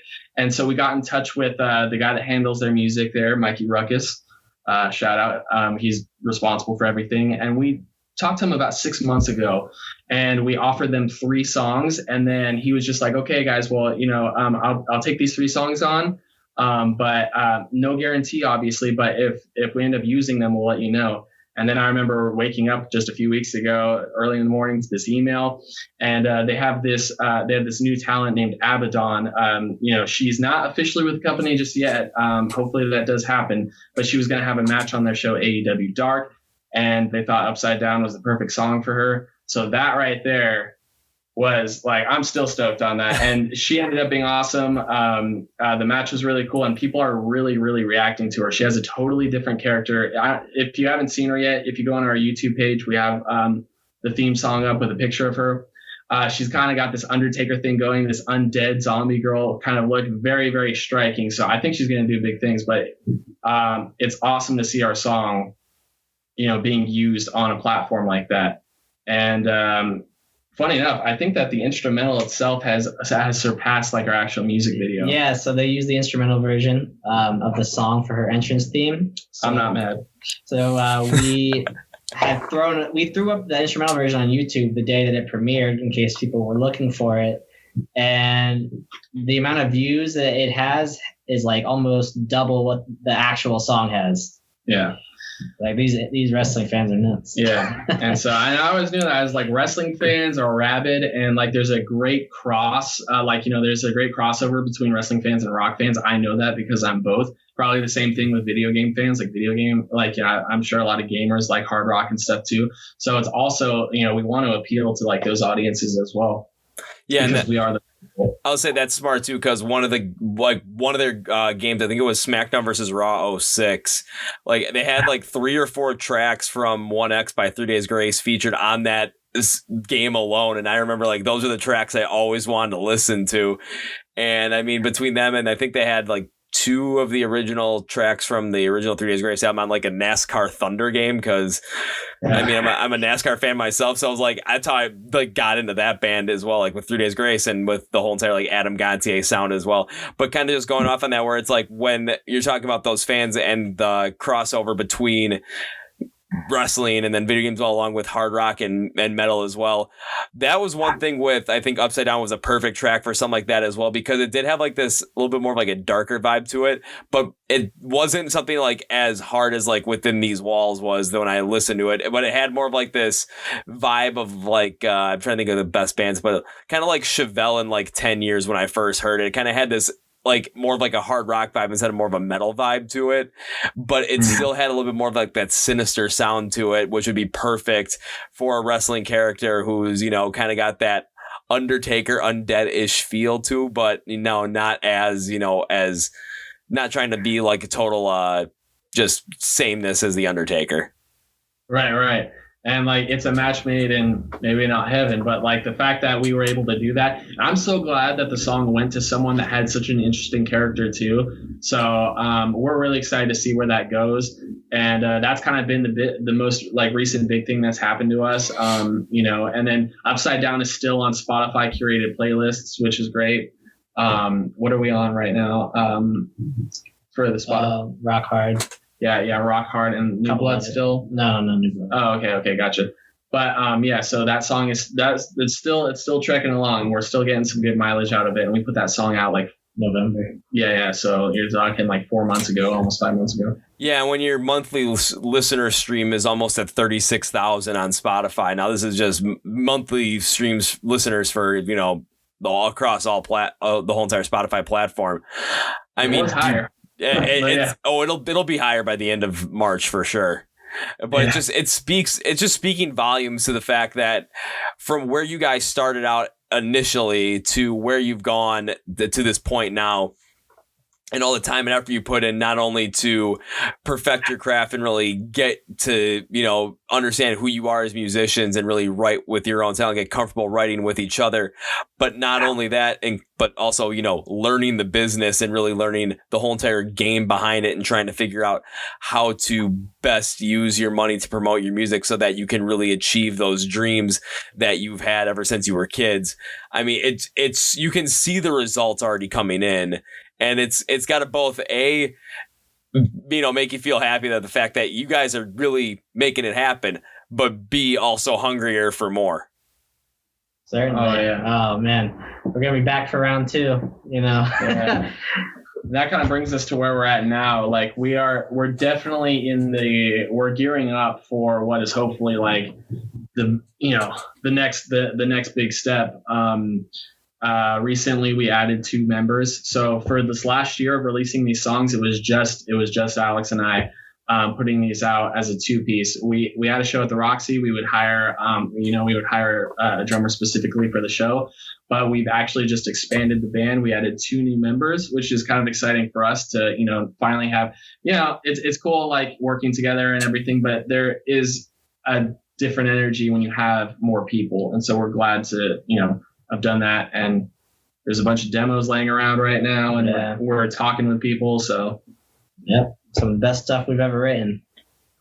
And I'll say now it's a very interesting time too, because you have time to really work on these together, even if it's just, you know, the fact that we kind of have to be somewhat separated from the rest of the world for a little bit, but you have time to really work on this, understand this, and not only on top of understanding that, but what we were talking about earlier with the music business as a whole, to really learn that as well and take advantage of the time where a lot of people are sitting at home looking for something to do, looking for something new to listen, looking for something that they haven't heard before. It's really an opportunity for you guys to really strike while the iron's hot on that specifically.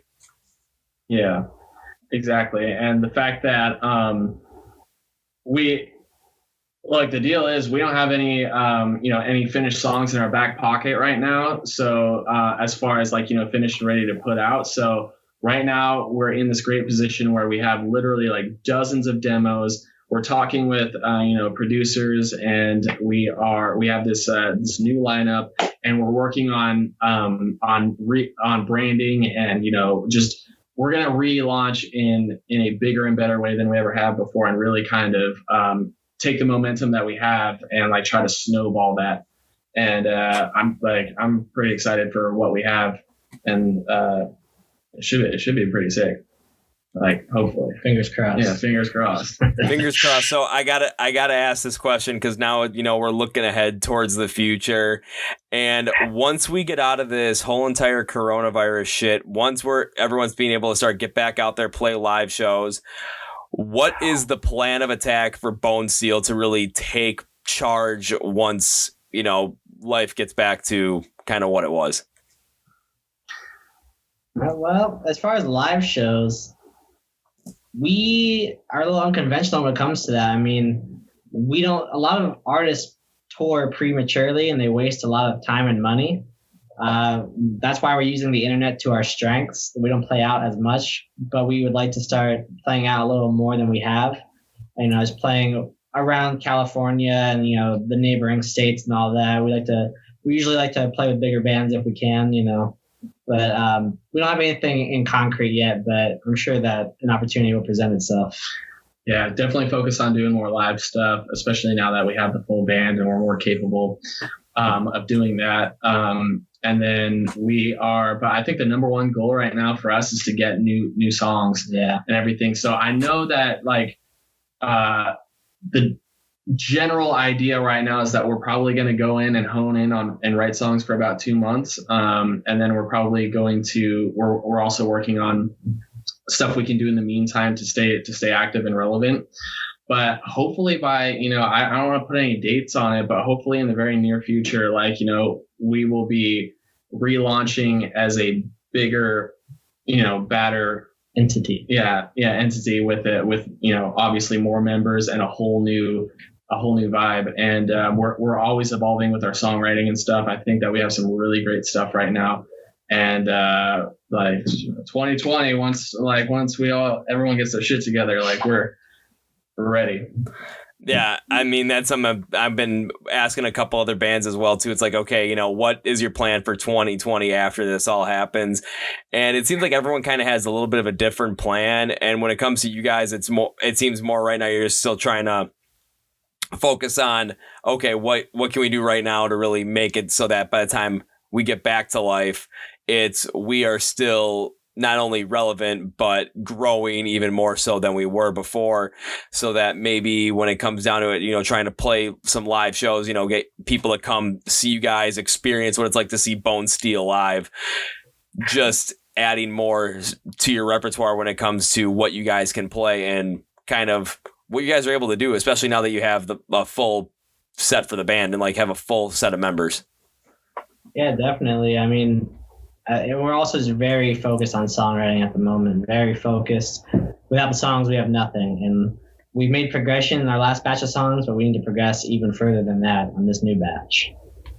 Basically, we are working on writing songs that will define the landscape of the hard rock genre in the 2020s. If you want a big statement, that's the statement. That's what we're trying to do.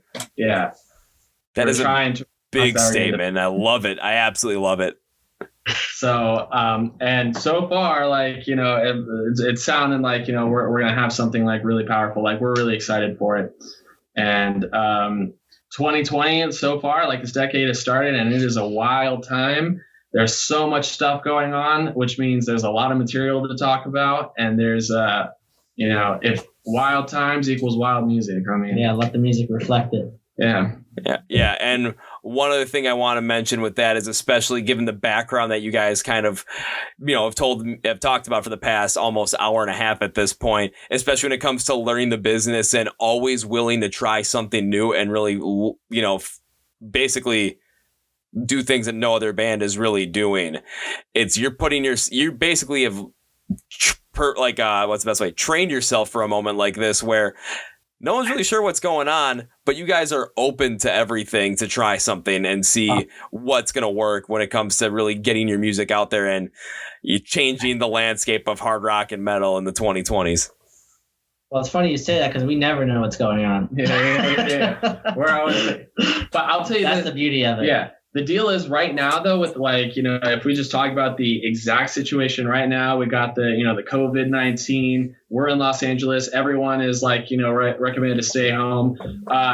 If I had known that this podcast was going to be video, I would have put in a little bit more effort to but you could see it, on our faces. Like, we have literally just been spending time working on the band. Last few days, website, branding, all that stuff. I haven't shaved. I'm wearing sweatpants. Like right now we're focused on this is the time. Yeah, this is the time, when everyone is locked inside and everything to focus on what is going to be the best presentation when everyone is out of this and is hungry to go see concerts and like hungry to, go out and actually have a good time. And we're prepping for it. Yeah, well, that's why I actually like the fact that you kind of, look like the fact that, like you've been working like crazy and really haven't had time to shave for a couple of days, mostly because it really shows the reality of what you guys are doing. It really shows the reality of the fact that you're perfecting what you're trying to do. You're writing songs, you're working on increasing the branding for Bonesteel.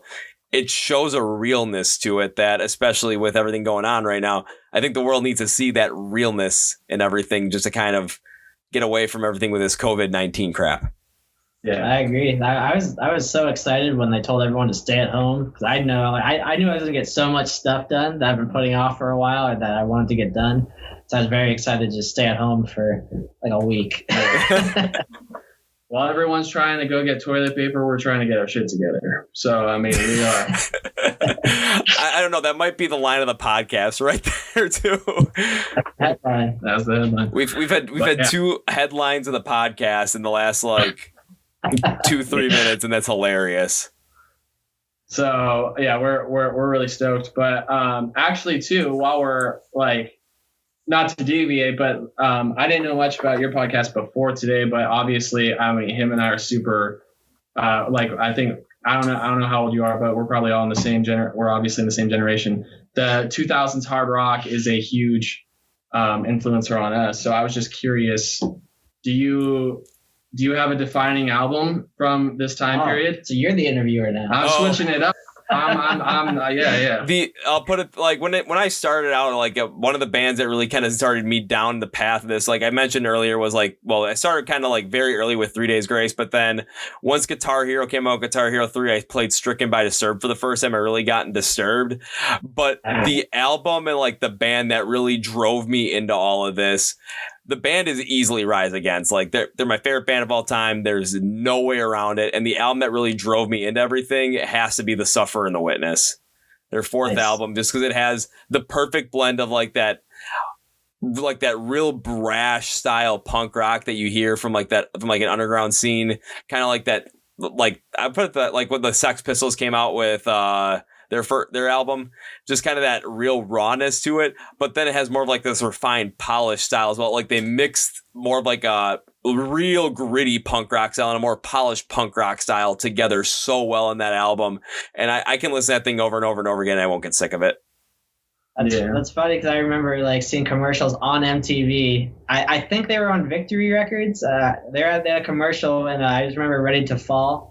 Was on the commercial, and then I love that song a lot. And then Prayer of the Refugee, I remember that video being played and stuff. Oh God, I remember when bands used to have commercials. I remember Bullet for My Valentine had a commercial for their album, and it was a 1-800 number to call, get get the Poison or whatever. Oh yeah, that was around 2005, 2006 right there. My God. Really going back in it, but then everything's changed since then because all of a sudden it was MySpace. It was everything Napster was around, had happened before that. But then when MySpace came around with all the emo and scene bands that were really popping off on MySpace, and then all of a sudden YouTube really takes off, Facebook, Twitter, then Instagram. I mean, it just kept coming and coming. So everything just changed so rapidly in such a small time frame compared to how much it changed from, say, take it back to the 1980s to the year 2000. I mean, not much had changed really there, but then also from 2000 to 2010, so much had changed. And then even from 2010 to 2015, so much had changed. And with us trying to write music that's relevant and fresh and still kind of we're trying to be groundbreaking in our own way.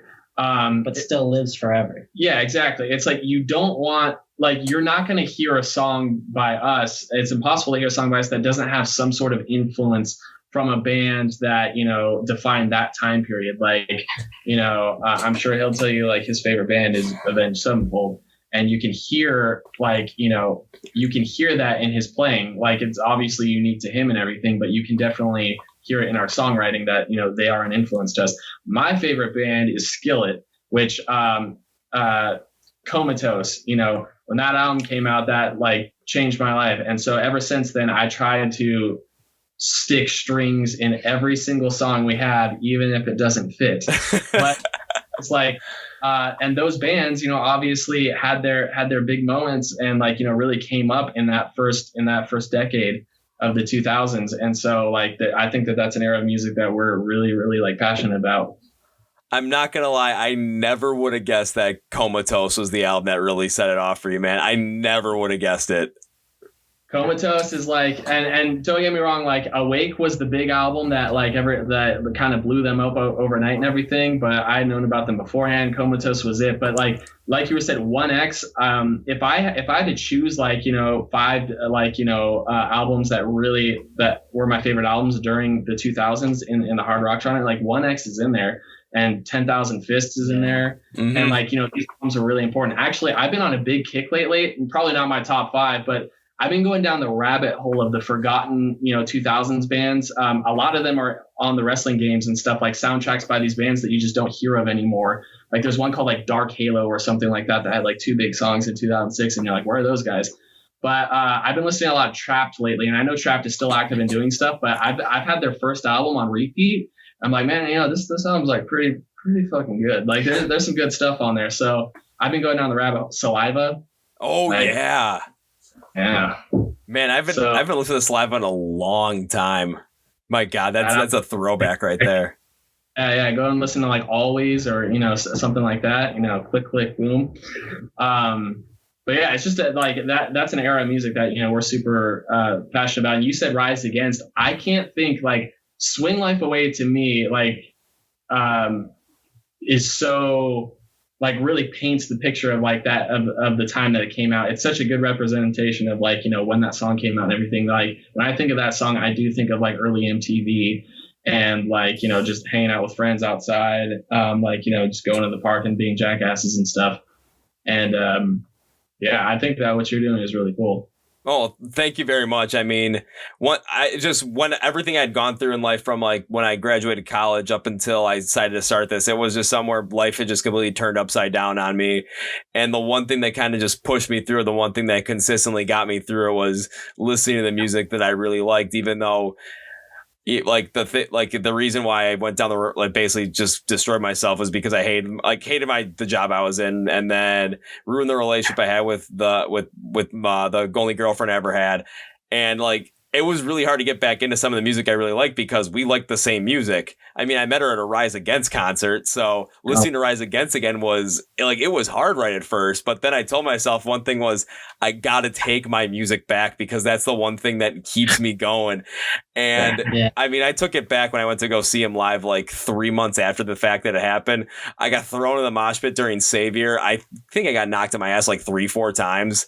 I popped up like afterwards, everyone's like looking at me like, because I was just kind of like standing there like lost a little bit. They're like, are you okay? I'm like, I don't think I've been this happy in a long time. Like it was truly something, but it's just somewhere I connected so well with it. And there was something like, I know I want to do something with it because there's going to come a time later where it's like, I'm going to need music again. And I want to give people the opportunity to have that music as well and really have a place where they can go and discover new music and find out about all these bands that they haven't heard yet, or bands that they used to have loved all the time, but then completely forgot about and rekindle their love for that band or that genre or whatever it might be. So, I mean, to hear you guys say that, I got to say thank you. Thank you.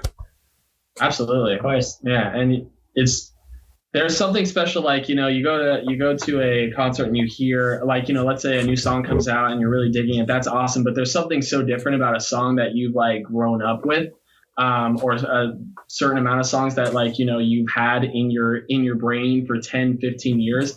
And so to hear them live is amazing. Like, I know I have this, I wear earplugs at a lot of like shows that I go to just because like, you know, my vision already sucks and like I don't want to take care of my hearing as much as possible. Oh, okay. So I've so I wear some like earplugs depending on like whatever shows we go to, but like when Skillet's in town, like game's off, like it like even if I'm in front of the PA, like I pop those out because like I wanted to get the absolute fullness of everything that they're doing and like, you know, sing those songs that I have been since I was, you know, 12 years old. Yeah. When it comes to Skillet too, I get the same feeling like, you know, it's like you just kind of are able to just lose yourself in the music and just really feel all the emotion of it. And with Skillet, it's especially whenever they play Not Gonna Die. That is like the one song for me where it's just, I don't care when it comes on, I'm just going nuts. I'm getting lost in it. It's, I personally, I think it's the best song they've ever written. But again, that's all personal opinion. Well, it's just like, you know, speaking of, you're talking about the mosh pit and stuff. First off, I have to say something about this generation. I went and saw Avenged stuff. This is years ago. Saw Avenged, and this is like during one of the Mayhems or whatever. And did they play with Slayer or who was the other band? No, who's the other band? I forgot who the other band was. But like everyone, like a lot of the people, I was on the lawn, and it was just like a bunch of like older guys that, you know, kind of had their arms crossed. And I remember there was all these circle pits going, and then it was right before, like, you know, the heavy part. Like Confessions? No. The heavy part in that, it's off of Nightmares, Buried Alive, right? And then it breaks into that heavy part, and I was like, oh, shit's about to break down. And then right when it hit, I remember starting to run, and I realized that I was the only one, like, in this giant pit. I'm like, yo, what the fuck is going on here? You guys suck. What the hell? I just had to, you know. Anyways, Mayhem should come back. It is coming back, right? How did this? All right. I'm switching off. All right. Well, yeah. I gotta ask, like, where was that show? Was that out in California, or that you saw that? That was out in California. Okay, you're gonna have to definitely come to the Midwest, or like it's like there's 4 real spots like for like where the crowds go just absolutely nuts. It's the Midwest is a great spot where I'm at. The Northeast is a great spot. Florida is an animal all to itself, and then so is Texas. We've talked about that a lot, about how like the Midwest is still like really repping, you know, hard rock. Yeah, like most tours go through that. A lot of tours skip Los Angeles and they don't come through here because Los Angeles doesn't have a lot of love for hard rock and stuff like that. It's kind of weird. Yeah, and then it's like you're all of a sudden like, you're taking a look. It's like, oh, they're playing in Chicago and all this, like at one part of the tour, and then they come back around and then they play in Milwaukee, even though we're like an hour and a half apart, and it's just like, wait, they got to hit both of these stops? Or it's like they'll play in Madison, Wisconsin, because that's where I saw Falling in Reverse. I'm like, oh, okay, I guess so. Or it's like, oh, if you're not going to do Wisconsin, it's the people that live like in Western Wisconsin, they're going to be able to go to see a show in Minneapolis, and everyone in Southern Wisconsin, oh, if you want to see a show, just quickly drive south to Chicago. You're going to be able to see something. Yeah, definitely. Yeah, so I mean, hopefully at some point in the, you know, in once this whole entire crap passes with the virus, hopefully soon, you know, through the second half of 2020 or 2021 or whatever it might be, that you guys end up having a chance to come through, well, not only just the Midwest, but all across the United States to really get a hold of what that hard rock and metal scene is like here in the Midwest, up in the Northeast, in the crazy state of Florida. Because I mean, I every band I've talked to that's toured in Florida, there's like, it is just its own thing. Oh. Yeah, meth and alligators. Yep. And alligators on meth. Yep. Then you get like 30 Florida men in the mosh pit. I mean, amongst like 200 other people. That's crazy. Yeah, I had plane tickets to go to Florida like at the beginning of the month, and like now that's not happening. I'm like, you know what? I'm not too bummed about it actually. Like, whatever. It's just meth and alligators. Yeah, just meth and alligators. Just gotta roll with the punches too. Just gotta roll with the punches at this time. Exactly. Pretty much. All right, guys, take a look at the time. We've gone like almost an hour and 45 minutes. So, I mean, this has been probably one of the longer ones I've done, but I mean, we've just flowed consistently on this one. I loved every single story you guys told. I absolutely loved the flow that we had. I know I already said that, but I just got to say it again because it was fantastic. And just hearing all about your experience, you know, trying to grow the band, not only musically, but also through the industry as well, and trying to get your music out to as many people as you could. Absolutely loved every aspect of it. And I think a lot of the bands that are trying to get to not only the point where you guys want to go, but to the point where you guys are now, this is going to be something that's going to be very helpful for them to listen to and hear that story. Yeah. And we can help out. Yeah, and thank you for having us too, and hopefully, like, you know, do it again sometime. Yeah, exactly. When we have some new material on round everything. 2, or just you know, you have more to say, just do a part 2 instead of that much to talk about. Yeah. We'll do one where we specifically only talk about 2000s bands. Like, let's just have a debate. Who is the definitive band of the noughties? Like, the what? That's what they call it, right? I've never heard that said before in my life. I swear, like, no, that's what they call it. I've never. All right, well, then you don't get out now. None of us do right now. Yeah. But at the same time, yeah, we'll have a throwdown. We can do that. I would be totally down for that. Gonna get bloody. Yeah, let's do it. You bring your records, we'll bring ours. Okay, I'll have to break out the full vinyls then, but I mean, there's a lot of Rise Against records that are going to be talked about then. Well, just let you know, it's not going to be us 2 versus you. It's a 3-way. Yeah, there's a 3-way. Alrighty, yeah. I'll be all set and ready to go for that, and we can definitely do that as well, because that just sounds like one hell of a podcast that'll be just insane to go off on. I can't wait to do that. We have a lot of time in the next coming weeks. So we might be able to do it a lot sooner rather than later. Now, that would be something, but we can make it happen. Yeah, sounds good to me. Awesome. All right. Well, Jake, Alex from Bonesteel, thanks for stopping by the podcast. We will definitely be doing this 2000s throwdown sooner, later, but will it be done? Oh, yeah. Oh, yeah. All righty. Thanks, guys. Take care and stay safe. Thanks, amen. All right, everybody. Well, that was our conversation with Jake and Alex of Bonesteel. I hope you really enjoyed that conversation, because this was, again, another fantastic conversation I had with another fantastic band that you really have to watch out for, because, you know, we're looking at their spot, what they're doing online right now, really making waves there, really making waves. Not only that, with that, but also, you know, with their music as well, increasing their music profile, writing songs right now. Can't wait to see what they have in store for us in the rest of the year. And I cannot wait to do that second follow-up podcast episode with them, where we go through all these bands from the 2000s, try and figure out which one was the best, because, you know, I'm becoming in strong with Rise Against. I absolutely love the band. I'll come in strong with older 30 Seconds to Mars as well, and we'll see what happens there. But don't want to give too much of my hand away on that one. And I mean, that'll be a total triple threat match between me, Jake, and Alex, and maybe some of the other guys in the band too. Who really knows at this point? But we're just gonna have some fun with that one. And yeah, if you have a chance, go listen to them. And this was fantastic. I absolutely love this one. So I hope this podcast episode was, for you guys that are in smaller and emerging bands, was rather helpful for you guys to listen to see someone else's story and what they're doing right now. And also for everybody else, just to get to know Bonesteel, get to listen to their music, and enjoy. We will be featuring them as a Song of the Day choice sometime in April. So if you forget about them, we'll remind you then. But until then, until next time, thank you guys for listening to the Chord Progression Podcast, brought to you by My Song Day Rock 2000 to today. Everyone stay healthy out there. We're going to kick this coronavirus's ass. This is Kevin from the My Song Day Rock 2000 today Chord Progression Podcast. And you guys know how I end all of these podcasts, with a big, healthy, and hearty see ya.